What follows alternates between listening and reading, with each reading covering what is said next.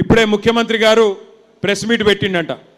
Press meet పెడితే press వాళ్ళు అడిగినరు, మరి సార్ నువ్వు జూబ్లీహిల్స్లో ఓడిపోతే ప్రజలు నీ ఖిలాఫ్ ఉన్నట్టు ఒప్పుకుంటావా, ప్రజలు మరి ఇది రెఫరెండంగా ఒప్పుకుంటావా అని అడిగినరంట. అడుగుతా ఆయన ముందే చేతులు ఎత్తేసిండు, గట్లెట్లయితుంది, జూబ్లీహిల్స్ ఓడిపోతే ఏమవుతుంది, ఏం కాదు, ఇక నేను ఒప్పుకోను, ఏమైనా చిన్న చిన్న మార్పులుంటే చేసుకుంటా అని చెప్తున్నాడు. అంటే దాని అర్థం ఏంటంటే రేవంత్ రెడ్డికి కూడా తెలిసిపోయింది, పక్కాగా 14 తారీఖు నాడు ఇక్కడ ఎగరబోయేది గులాబీ జెండా అనే మాట రేవంత్ రెడ్డి కూడా తెలిసిపోయిందా, పక్కానా?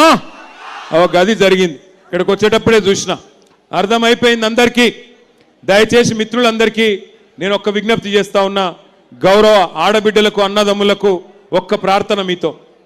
గత 25 సంవత్సరాలుగా బీఆర్ఎస్ పార్టీ పుట్టిన నాటి నుంచి, ఆనాడు టీఆర్ఎస్గా స్థాపించబడ్డ నాటి నుంచి నేటి వరకు 25 ఏళ్లలో 14 ఏళ్ళు ఒక ఉద్యమ పార్టీగా రాష్ట్ర ఏర్పాటు కోసం కొట్లాడినాం.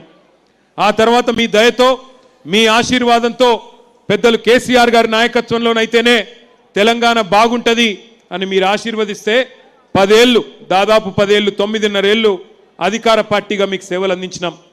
2023 డిసెంబర్లో ఎలక్షన్లు అయితే ఆనాడు హైదరాబాద్ మహానగరంలో మీరెవ్వరూ కూడా ఒక్క సీటు కానీ ఒక్క ఓటు కానీ కాంగ్రెస్ పార్టీకి వేయకుండా మొత్తంగా బీఆర్ఎస్ పార్టీకి వేసి ఇక్కడ జూబ్లీహిల్స్ నియోజకవర్గంలో కూడా స్వర్గీయ మాగంటి గోపీనాథ్ గారిని మీరు గెలిపించడం జరిగింది. హైదరాబాద్లో ఒక్క సీటు కూడా కాంగ్రెస్కి ఇవ్వలేదు. కానీ ఒక్కసారి ఈ 25 ఏళ్లలో ఏమేం జరిగింది రాజకీయం ఆలోచించాలని చెప్పి కూడా నేను కోరుతా ఉన్నా. ఎంతోమంది ముఖ్యమంత్రులు మనం చూసినాం. 25 ఏళ్ల కింద మన పార్టీ పెట్టిన నాడు చంద్రబాబు నాయుడు గారు ముఖ్యమంత్రి, ఆ తర్వాత 3 ఏళ్లకి రాజశేఖర్ రెడ్డి గారు ముఖ్యమంత్రి అయినారు. ఆ తర్వాత రాజశేఖర్ రెడ్డి గారు పోయిన తర్వాత రోసయ్య గారు తర్వాత కిరణ్ కుమార్ రెడ్డి గారు, తర్వాత కేసీఆర్ గారు, తర్వాత ఇప్పుడున్న రేవంత్ రెడ్డి గారు. అంటే 6 ముఖ్యమంత్రుల్ని 25 ఏళ్లలో చూసినాం.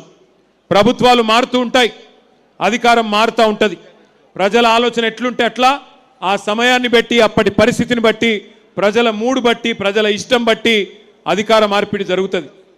మొదలనాడు చంద్రబాబు నాయుడు గారు ఉంటే ఆయన కూడా హైదరాబాద్ అభివృద్ధి కోసం ఆయన ప్రయత్నం ఆయన గట్టిగానే చేసిండు.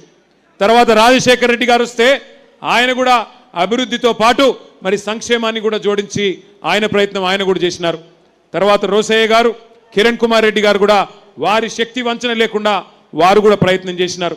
ఎందుకంటే వాళ్ళకు విఘ్నత ఉండే, తప్పకుండా అధికారం అనేది ఎవరికి శాశ్వతం కాదు, మనం ఉన్నప్పుడు ఏదో కొంత మంచి చేయాలి అనే ఆలోచన ఉండే. తర్వాత కేసీఆర్ గారు 2014లో మీ ఆశీస్సులతో ముఖ్యమంత్రిగా వారు బాధ్యత తీసుకున్నారు. 10 ఏళ్ళు కేసీఆర్ గారు ముఖ్యమంత్రిగా ఎట్లా పనిచేసినారో మీ కళ్ళ ముందే ఉంది. 200 ఉన్న పెన్షన్ని పేదలని కడుపులో పెట్టుకొని చూసుకోవడానికి 2000 రూపాయలు చేసింది కేసీఆర్ గారు. ఒక ఆడపిల్ల పెళ్లి చేసుకుంటే ఆ కుటుంబానికి కష్టం రావద్దు, ఆ కుటుంబం ఇబ్బందుల పాలు కావద్దు, అప్పుల పాలు కావద్దు అని ఆలోచించి 1,116 రూపాయలు ఎవ్వరు అడగకపోయినా దాదాపు 15 లక్షల మంది ఆడబిడ్డల పెళ్లిళ్ళు కళ్యాణ లక్ష్మి షాదీ ముబారక్ పేరుతో చేసింది కేసీఆర్ గారు. ఆ తర్వాత అదే ఆడబిడ్డ కడుపులో ఒక బిడ్డ పడితే మరి కేసీఆర్ కిట్టిచ్చి అమ్మ ఒడి అని ఒక ప్రోగ్రాం పెట్టి ఇంటికే బండిని పంపి ఆ బండిలో ఆడబిడ్డను ఎక్కించుకొని నేను బోను బిడ్డో సర్కారు దవాఖానకు అనే పరిస్థితి నుంచి నేను సర్కారు దవాఖానకే పోతా, అక్కడ ప్రసూతి అయితేనే, అక్కడ బిడ్డని కంటేనే మా మేనమామ కేసీఆర్ ఇచ్చే కేసీఆర్ కిట్ వస్తుంది, మగబిడ్డ పుడితే 12,000, ఆడబిడ్డ పుడితే 13,000 రూపాయలు అని చెప్పి పెద్ద ఎత్తున మా ఆడబిడ్డలు దగ్గర 15 లక్షల మంది ప్రసూతి ప్రభుత్వ ఆసుపత్రుల్లో పొంది కేసీఆర్ కిట్లు అందుకున్న విషయం మీకు గుర్తుంది. అట్లాగే కేవలం సంక్షేమమే కాకుండా మరి